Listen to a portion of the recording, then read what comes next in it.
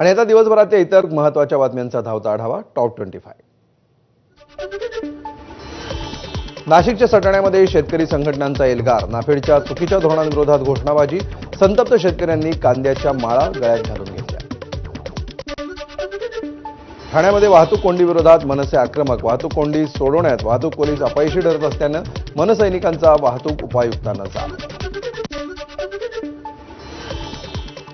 राज्य मंडळाच्या 10वी बोर्ड परीक्षेचे अर्ज भरायला आजपासून सुरुवात, नियमित शुल्कासह विद्यार्थ्यांना 6 ऑक्टोबरपर्यंत 10वी बोर्डाच्या परीक्षेचे अर्ज भरता येणार।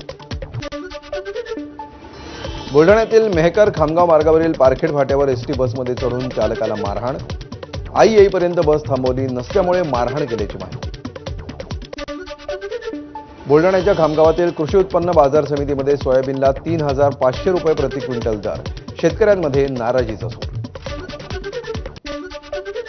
2025-26 साठी आयकर रिटर्न भरण्याची आज शेवटची तारीख। विवरणपत्र भरताना 5 लाखांपर्यंत उत्पन्न असलेल्यांना 1,000चा तर त्यापेक्षा जास्त उत्पन्न असलेल्यांना 5,000चा दंड भरावा लागणार।